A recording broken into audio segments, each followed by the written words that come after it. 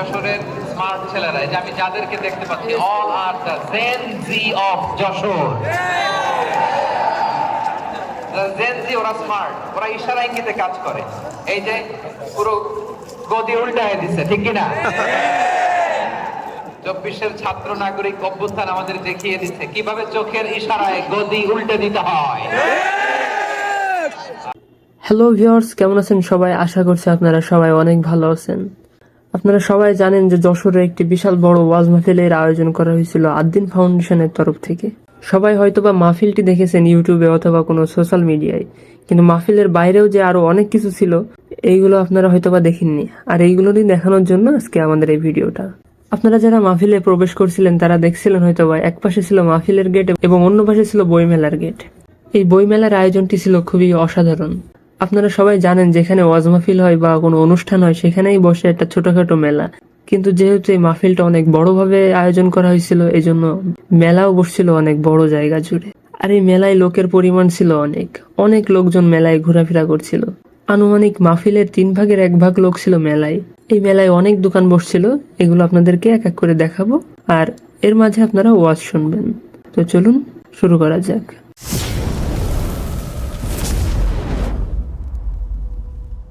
আল্লাহর কোরআনের ঘোষণা অনুযায়ী এই মুসলমানদের ঐক্যবদ্ধ শক্তিকে দমাবার শক্তি পৃথিবীর কারোর নাই, কারোর নাই, কারোর নাই।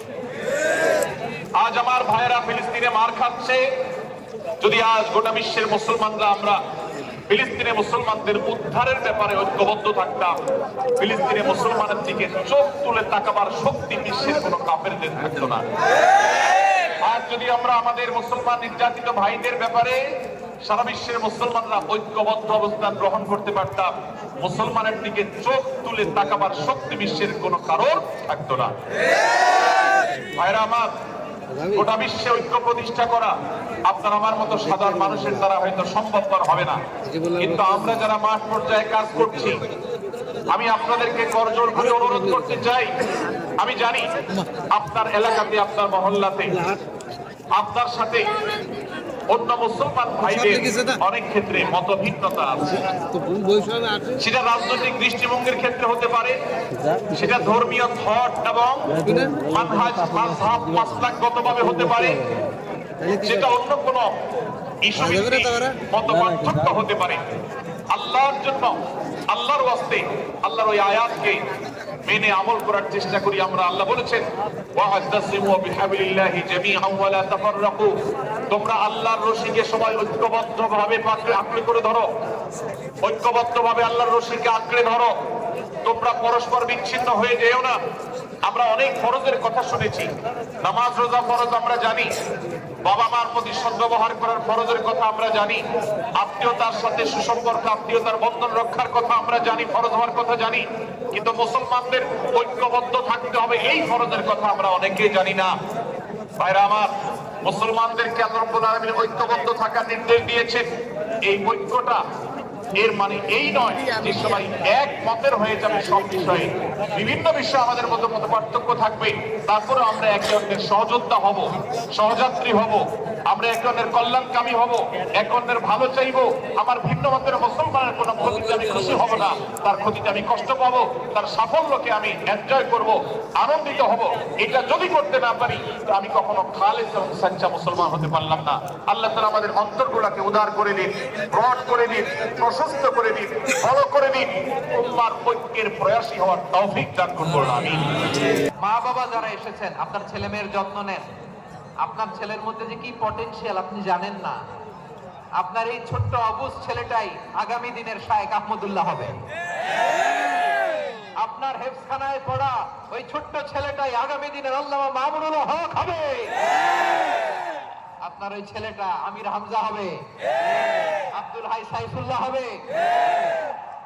এভাবে বড় বড় আলেম হবে, তারা যুগশ্রেষ্ঠ আলেম হবে। সেই একদিন এই বাংলাদেশের পার্লামেন্টে যে বক্তব্য দিয়ে যশোরের পক্ষে কথা বলবে। আপনি জানেন না, কাউকে ছোট করবেন না, আপনি ওর কনফিডেন্স আপনি কমাবেন না, আপনি কমাতে পারেন না। প্যান্ডেলে আমার যে মা বোনেরা আছেন, ছেলে মেয়েদেরকে কখনো ছোট করে কথা বলবেন না। ও যে কোথায় যাবে আপনি জানেন না, আপনি মা হয়ে তাকে সাহস দিবেন, তার কল্পনার জগৎ থেকে সাজাতে তাকে উৎসাহিত করবেন। ঠিক কিনা বলেন? আর আমার প্যান্ডেলের আমার প্রিয় শ্রদ্ধাশীলা মায়েরা বোনেরা, আপনারা তো আরো দামি সম্পদ। বিশ্বনবী বলেন, আর দুনিয়া কুল্লুহা মাতা। আল্লাহ আল্লাহ আল্লাহ, বিশ্বনবীর কথার ওজন দেখেন। আর দুনিয়া কুল্লুহা মাতা ওয়া খায়রু মাতা'আদ দুনিয়াল মারআতুস সালিহা। বিশ্বনবী বলেন, দুনিয়ায় যা দেখো সব আল্লাহর দেওয়া অ্যাসেট, মানে সম্পদ। আর এত অ্যাসেটের ভিড়ে সবচেয়ে শ্রেষ্ঠ সম্পদ হচ্ছে নেককার নারী। সুবহানাল্লাহ। ভাইয়েরা, বোনের সাথে খারাপ আচরণ করো না। সন্তান, মায়ের সাথে খারাপ আচরণ করো না। আমাদের মায়েরা আমাদের asset, they are our priceless asset.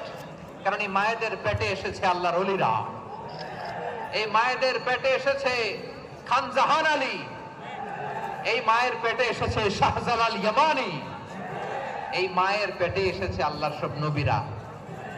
নাকি নবীরা আকাশ থেকে থপ করে জমিনে নেমে আসছে? মায়ের পেটে আসছে। এই মায়ের পেটগুলো খনি। আমার সম্মানিতা মায়েরা বোনেরা, নিজেকে ইসলাম দিয়ে সাজান, নিজেকে ইসলাম দিয়ে সাজান, নিজেকে পবিত্র রাখুন, নিজের আব্রু ইমান ইজ্জতের হেফাজত করুন, কোরআন পড়ুন, সুন্নাহ পড়ুন। আপনি জানেন না আপনার গর্ভে কে আসছে, কোন ক্ষণজন্মা পুরুষকে আল্লাহ তাআলা আপনার গর্ভে পাঠাবে আপনি জানেন না। মায়েরা, নিজেদেরকে পবিত্র রাখুন, ইসলাম চর্চা করুন, কোরআন চর্চা করুন, নৈতিকতা দিয়ে নিজেকে সাজান। যশোরের জেনজি, নিজেদেরকে প্রস্তুত রাখো আগামীর বাংলাদেশের জন্য। নৈতিকতা, মোরালিটি, ভ্যালিউজ দিয়ে নিজেকে সাজাও, ইসলাম দিয়ে নিজেকে সাজাও। কারণ আগামীর বাংলাদেশ ইসলামের বাংলাদেশ। বাংলাদেশের আসল পরিচয় ইসলাম। বাংলাদেশের আসল পরিচয় কি? সবাই বলে না ইসলাম। বাংলাদেশের আসল পরিচয় কি? এই ইসলাম নিয়ে আমরা সংসদ ভবন সাজাবো, রাজি আছি না নাই? শেকড় ভুলে যাওয়া যাবে না। আমরা ধাপে ধাপে শারিয়া আইনের দিকে যাব ইনশাআল্লাহ, কিন্তু জঙ্গিবাদ দিয়ে নয়, কট্টরপন্থা দিয়ে নয়। আমরা ইন্টেলেকচুয়ালি, গ্রাজুয়ালি, ধাপে ধাপে শারিয়া আইনের দিকে মুভ করবো ইনশাআল্লাহ। বলো লিল্লাহি তাকবীর। এদেশের আসল পরিচয় সবাই বলে না, আওয়াজ করে, এদেশের আসল পরিচয় ইসলাম। এদেশে আজান শুনে সূর্য ওঠে শহর গ্রামে, এদেশে আজান শুনে সূর্য ডোবে সন্ধ্যা নামে, এদেশে সকল কাজে সবাই বলে বিসমিল্লাহ, এদেশে ভালো কিছু দেখে শুনে হাসি মুখে সবাই বলে মাশা আল্লাহ, সুবহানাল্লাহ সুবহানাল্লাহ সুবহানাল্লাহ সুবহানাল্লাহ সুবহানাল্লাহ সুবহানাল্লাহ সুবহানাল্লাহ সুবহানাল্লাহ।